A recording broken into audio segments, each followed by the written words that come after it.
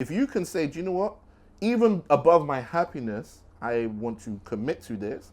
You can build marriages that last long. Right. I just dropped my app, www.ChisoLifts.com. Online personal training. You got custom meal plans, custom training plans. With the training plans, you got a video showing you how to do all your exercises.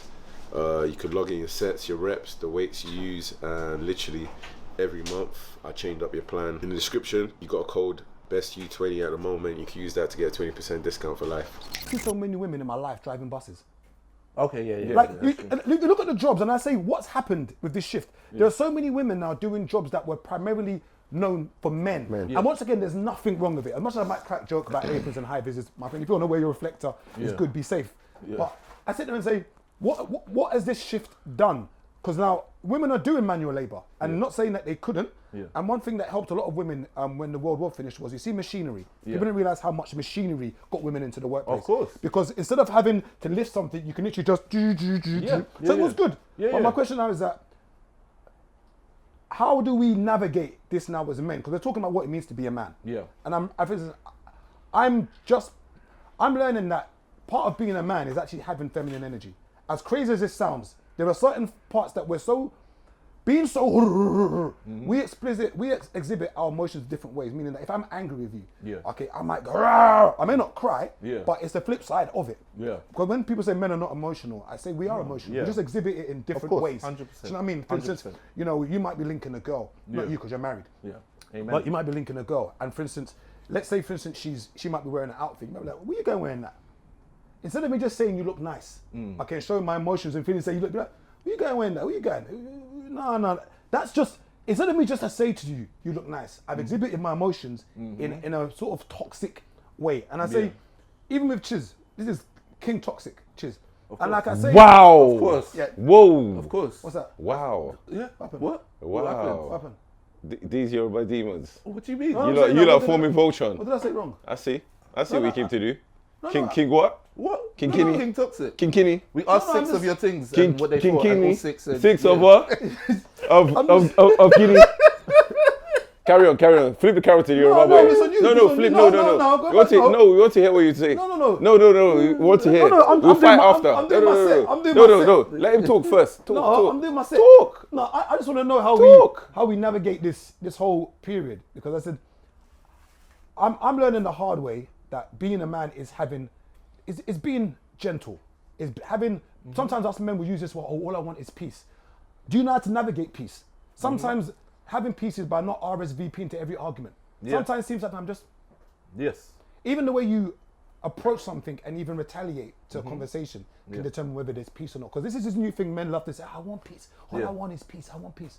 Do you not? Do you? Have you ever heard me say that I've argued with a babe? Do you know how to bring peace? Have you ever heard me say I've argued with a woman? Wait. The only peace you know how to bring is this peace. Do you know how to bring peace? Wow.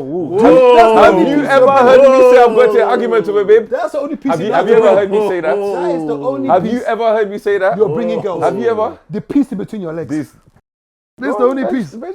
Wow. Anyway. And even with you, Allah, what would you think the qualities of being a man that your wife saw in you to say, this is the guy I want to be my husband? And I'm talking to you because the reason why I like talking to married men is because I genuinely believe that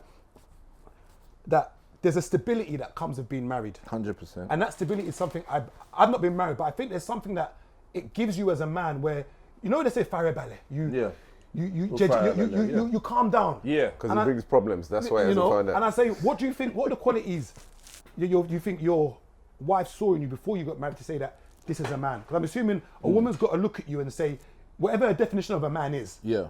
And I'm asking you, what do you think she saw in you? That if she saw this video today, she'd be like, you know, that's right. You know, this is what I did.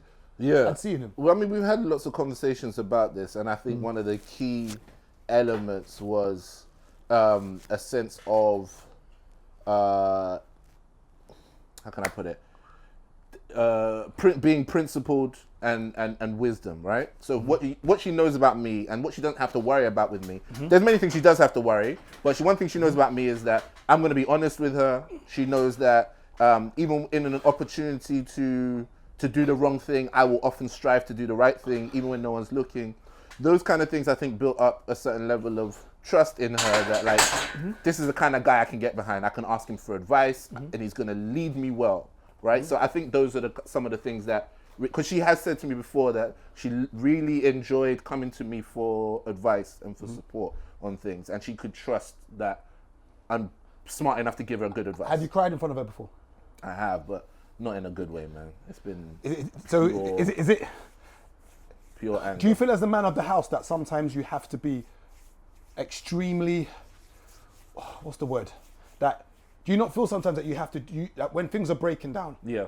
Do you not feel that sometimes you have to be strong Of course. as the captain so that everything else doesn't fall down? Of course, yeah. You are the last line of defense, and you have to be a rock. You have to be a place of emotional stability, because. But does that allow you to still be vulnerable though? It does eventually, but you don't get to eat first in the emotional train. You know what I'm saying? In the emotional buffet, you eat last. Right, Everyone man else said the emotional buffet. Yeah, the kids get to be as wild as they want to be. The wife gets to be wild within certain boundaries. You have even less of whatever's left over. Less of an allowance to is be able to be. to be you, exactly, because with much power comes much responsibility. Think about it. If your kid gets angry and punches you, your wife gets angry and punches you, and then another big man gets angry and punches you, there's a responsibility that comes which is sort of correlates or is in proportion to how much power you have. So as a man, I can't afford to just let my emotions rule me, because if I get angry and punch somebody, I can kill people. Whereas the reason why women get away with being a bit more emotional is because they don't have all the same power that you have, usually anyway. And then children are given way more because they also don't have the same power, but also there's a certain level of maturity. So if in the case of order and chaos, as the man, you're supposed to represent the order. Your wife is going to bring chaos at times. You need to know how to architect order out of chaos, right? Chaos is needed. I'm not saying that like women are bad or wrong for bringing chaos. Chaos is where creativity comes out of. Chaos is going through a process of giving birth. It's painful, it's messy and whatnot. But there needs to be order.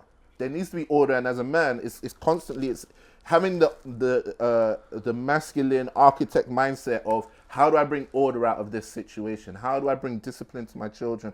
How do I give my wife a framework within which she can be as free as she needs to be, but within bounds and safety and security and all of that? That's what's on you as a man.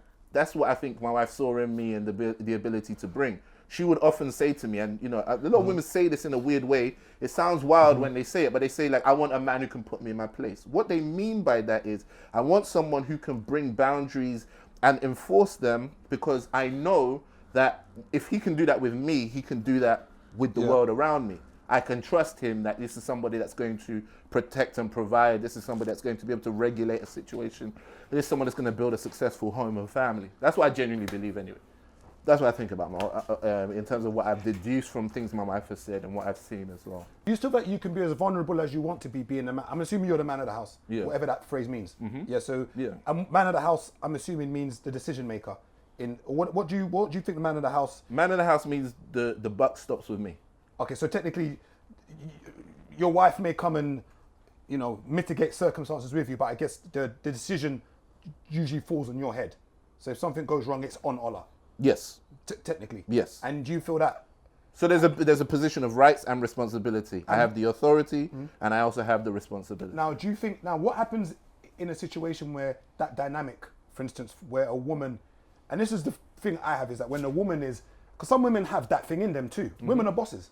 Yeah, some women have that thing too. And what do you think happens when you find two people at loggerheads, where you've got the woman who's, I don't want to use the word boisterous, because we shouldn't call women boisterous just because they've got, what is that thing you like, where you're the man of the house? Yeah. Can a woman be the man of the house? I hate using the word man of the house, but do you feel that a woman can be, let's find another word instead of man of the house, because it sounds redundant. Do you know what? I haven't seen a situation where that works yet, in terms of what I've seen in real life. This is anecdotal. Because the man has to be docile, I guess, for that to happen. Yes. There are women who are more boisterous, but that doesn't mean that everybody should we use the word boisterous though? Boisterous is a word. I'm using it as a very, neutral word, right? And that was used for a man or for a woman. There are some women who are more boisterous, but that doesn't mean that's always how you lead. Some men lead very silently. They're a silent hand behind the scenes, and that's a skill that they have to be able to let their home run.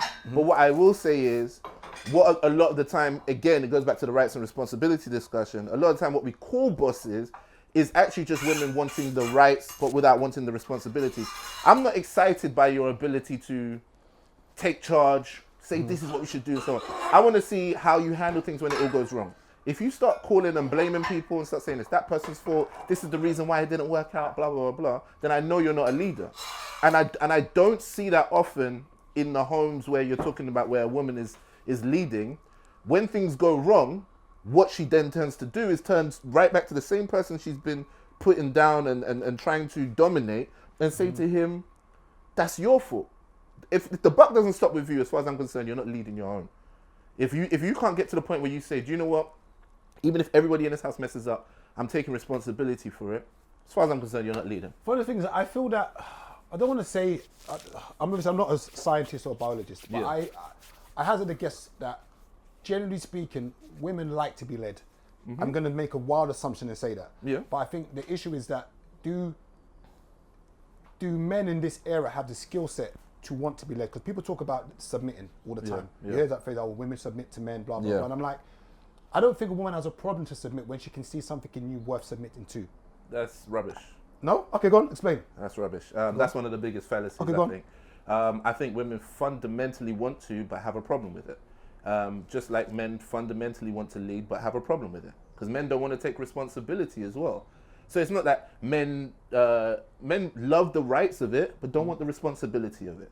Right? And so in the same way, women love the idea of submitting, but when it comes down to the responsibility of holding your mouth, going along with something that isn't necessarily your... When it gets hard. I'm talking about when it gets hard. Holding your mouth! There's got to be times you have to learn to hold your mouth. Everyone has to learn that in general, but in terms of submission, that's definitely... So is that navigating towards men and women both holding their mouths? Because you mentioned women. So we said men and women should learn to hold their mouths. Hey, man said I'm Of course. toxic. But women Focus. more. Of course. Women more. No, I'm saying that in the case of submissiveness, said there's women a more. way in which you need to hold your mouth. Ola, don't fall and in for the these case traps. of leading, there's a way you need to hold your mouth. Holding your mouth is universal, but it's the situations you're put in where you need to hold your mouth. There's a time where, as a man, if you're leading a woman, there's a time where she's doing something wrong, and the voice of criticism might need to be stopped so that she can grow. She can be given the chance to be nurtured and grow. But at the same time, as a woman, there may be a time where he's even wrong. But holding your mouth might be the wisest thing to do so you can speak to him at another time when he might be more likely to hear you, or it might not be in public, or whatever You it pulled is. it back, you're lucky. What do you mean No, I you pulled pulled it it back? back, you pulled you tried to go I to the stood on public. my square the whole time. Don't argue to your man in public, I stood on my square the whole time, bro. No, because you wanted your tried to soapbox, incite yeah? something, it didn't work. I was just It about didn't to. work. I was going No, inside. you were trying it. You were trying it, but it wasn't there. No, you pulled it back. I know what I'm saying.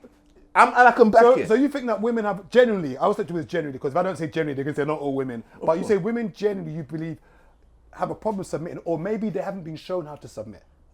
In Both. the same way, men that have a problem want to lead, but may not know how to lead. So therefore, Exactly. when they're trying to take you down the yellow brick road and giving Dorothy the ruby slippers, she's thinking, raw, like this guy doesn't know where he's going. In the same way a shepherd tries to move the sheep. And if the sheep are like, where's this brother taking us? A woman might be like, brother, I don't know what this thing you're calling leadership is, but it's not that. In the same way, some women may not know how to submit. But And do you what know it what it looks is? like. Do you know what it is? The reason why I say that is because it's not just women that have a problem with submitting. Don't forget, men need to submit as well. 100%. You need to go into, if you're going to the workplace and your manager says something, you need to be able to get in line. If course. you're in any kind of team, for example, and this is the problem here, and this is a fundamental at the problem of, at the root of literally all of our problems as human beings. And I know a lot of people like to get very universal like this, but I generally believe a lot of our problems are because we are self-interested as human beings, right? So what we want is the benefits of cooperation, collaboration, working with people, growing, safety, the security, the provision that comes with a company or a team or, you know, whatever it is. But every single time you get those rights, you are presented with certain responsibilities. And the beauty of marriage is there are plenty of rights for you as a woman when you come into a marriage, but there are also responsibilities for you. And so when you are faced with those responsibilities and you back out because you're like, this is no longer serving me, I'm out, then it's the self-interest that's killing you. Whereas if you learn day by day to put yourself aside in order to serve something bigger than yourself, great things happen. Think about a team. Think about a football team with a star player who doesn't want to play with the team, right? They really believe it's all about them. Ronaldo? And the moment, and the moment it no longer serves them, they're out. Think about what that does to a team. It destroys a team. Even with all the talents, everything that they have, it's destructive to the team. And what do you think? And that's the same thing for a man who marries a beautiful, talented, she's a boss, whatever it is, woman who doesn't want to play with the team.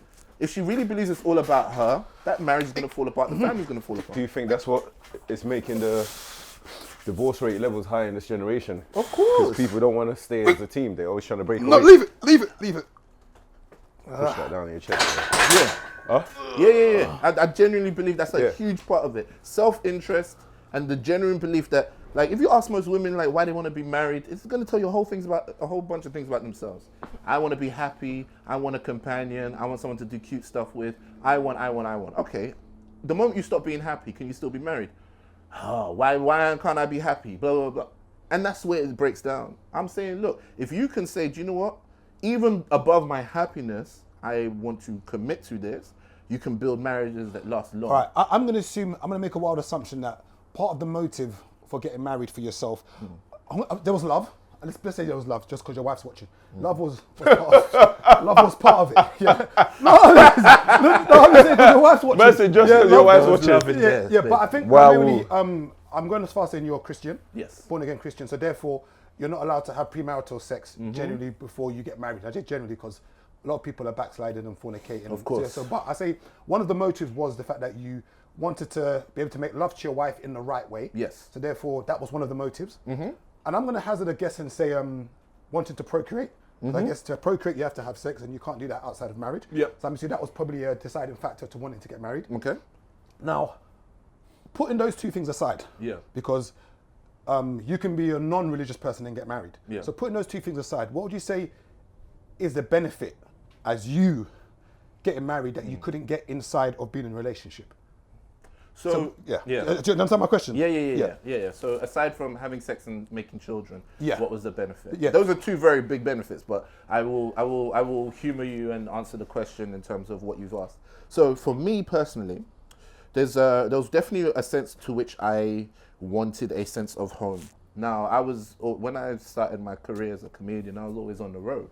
I was out and about, but I always treasured this idea of having home, somewhere that was going to be stable, something that was going to work. And I had a particular experience that I alluded to on when I did Free Shots when I was in Vegas, and I found myself, because I'd been on the road for a while. I'd been to Miami. I'd just landed in Vegas. Well, this little slight image of Fred, I don't like it. Yeah, I've been on the road to Miami, don't come to our palace. Vegas. Don't come to our palace and start talking about all this Bro, stuff. don't act like you guys have never been Miami or Vegas. Sorry to interrupt. I've but I never just don't been like Vegas. that. I don't like this image you're doing. But Sorry for interrupting. Hey, but I've been Miami. But I've been Miami and I had cocktails. Yeah, why not? Sorry, Why not? Let me live. With a floating duck in the cocktail. I'm saying now, sorry. I was on the road doing comedy. I'm saying that I had a couple of experiences where I was moving in a way that didn't feel like it felt like I could quite easily lose myself out here in the streets. I could definitely lose myself on the road. And I watch a lot of comedians. A lot of comedians stay at the show too long. Okay. You know what I'm saying? They're packing up the chairs, they're hanging out, they're dancing to the music and whatnot. You can tell because they need to be where they are popping, where they're loved. The moment you step out the comedy club, no one loves you anymore. No one cares. You can go out to, I just showed it inside there, and they're like, you're a random guy on the street. So they need to be in that environment. They need to be where they're loved. They need to feel accepted. A lot of guys on the road, a lot of comedians that I came up with, they've all got some kind of addiction or the other. By the way, that's part of Maslow's hierarchy of needs. It's called self-belonging. Just Google that, Maslow's hierarchy of needs. Facts. He's bringing facts. So I'm saying to you that what I had as a young man who was chasing, the road, I was doing stand-up in different cities, staying in the hotels all the time, was I wanted that sense of home.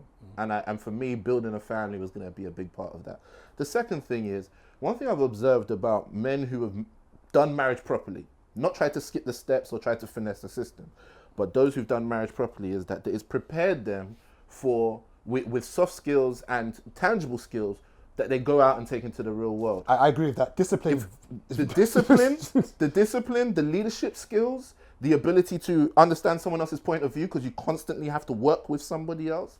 All of these things, I think there's no surprise to me that when you get to a certain level of executive leadership, political leadership, and so on, you find that these men tend to be married. Yeah. So for me, I was looking at it like, if I'm going to achieve the potential that I need to achieve, it's not that I need a woman to come in and teach me, but I do believe that if you do the process of marriage properly, you will learn these lessons. It works on you. And if you come into the marriage thinking everything has to serve me and so on, you might miss out on some of those lessons and preparations that need to happen. So now, just to put it back, once again, you've done a great speech again, sir. Shakespeare. Always. Shakespeare. Now, always. Give me the feather pen. What I wanted I'll write it down from for you. From that, it was a great spiel you gave. It was very fantastic, Ola.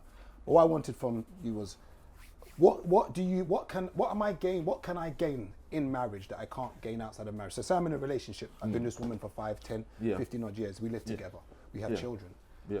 I'm just trying to figure out, in 2021, and let's say someone who's not in the faith, the reason why I use those two things, because if you're not in the faith, I don't think there's any reason to get married.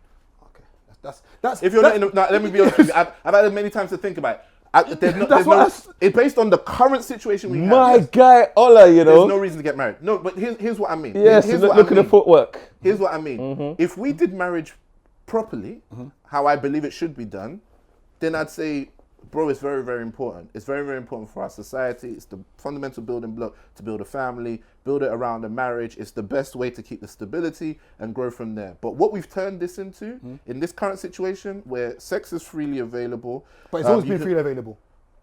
Bro? This isn't a new thing. Sex has always been freely available. Bro, I don't know about freely. Okay. I don't know about freely, bro. Okay, remember, there's always a price to pay. There's always a black market for everything. And remember, prostitution is the biggest profession. form of commerce ever. Yes. So let's not act like sex wasn't around. Yeah, but what I'm saying to you is, now it's outsourced. Everyone is doing self-service prostitution now.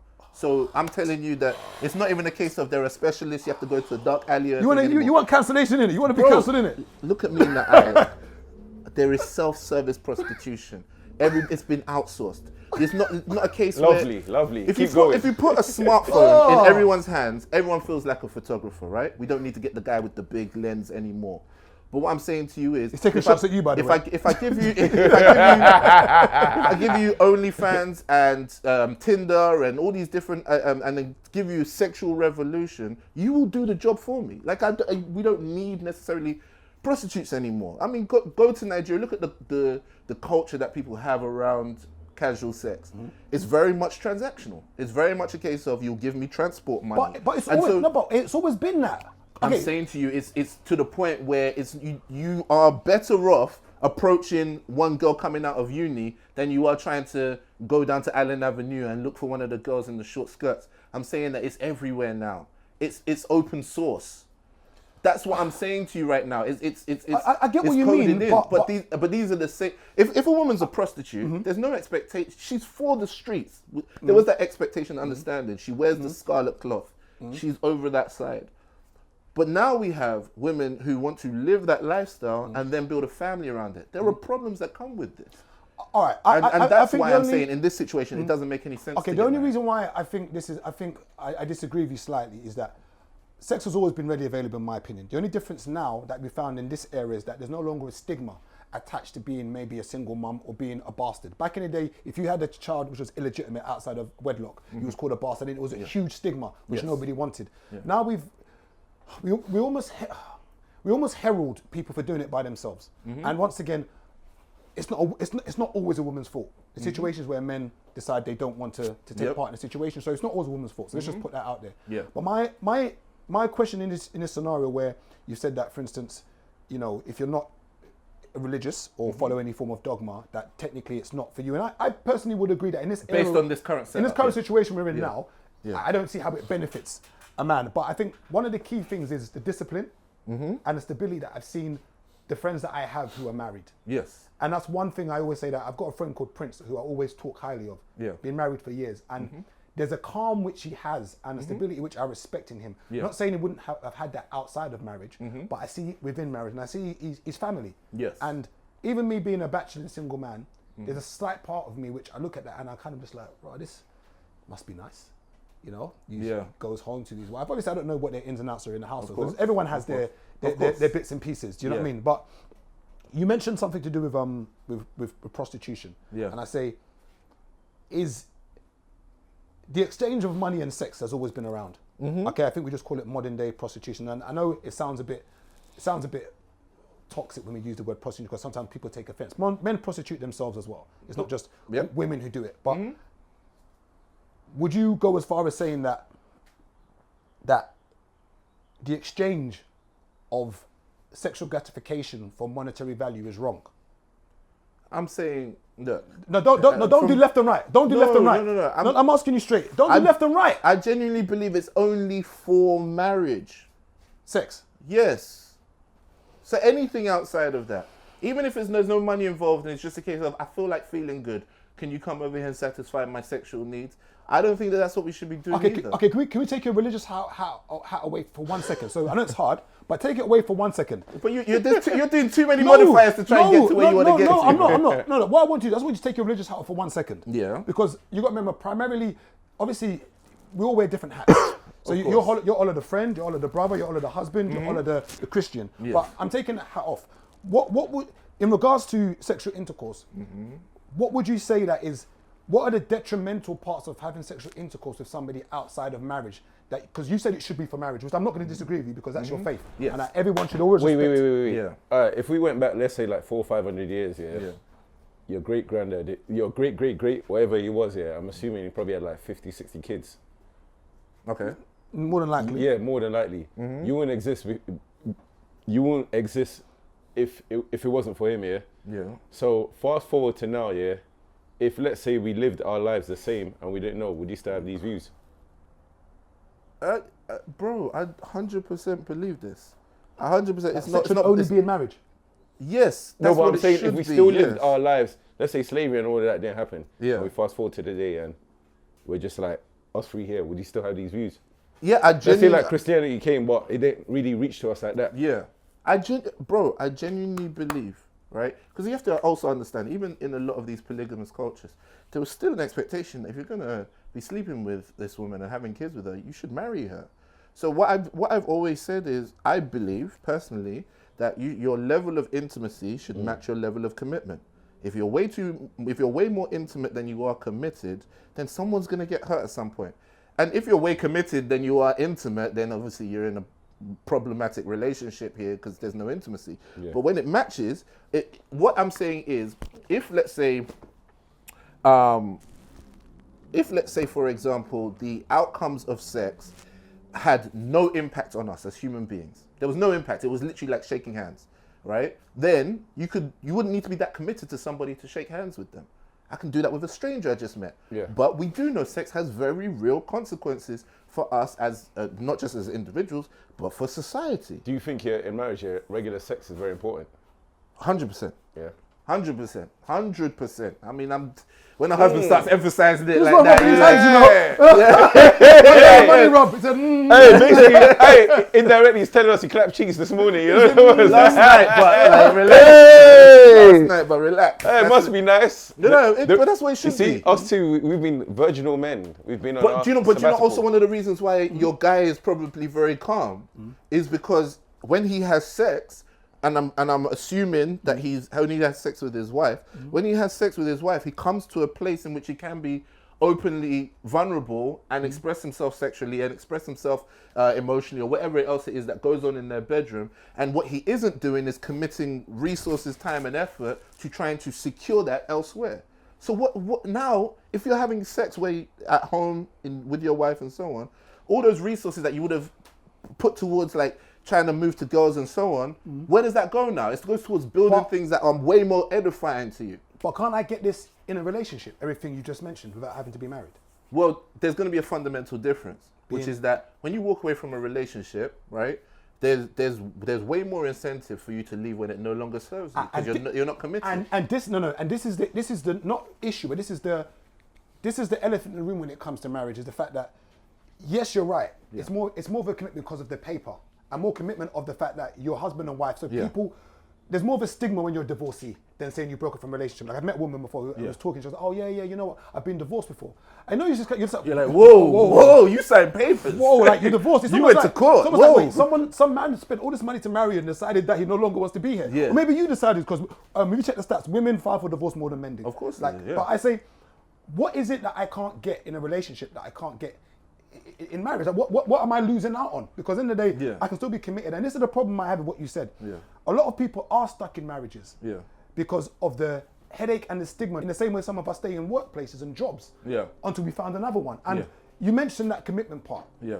And I wonder how many people who are married now, who are in a situation who want to leave, but the stigma of being a divorcee, Yeah. they stay in.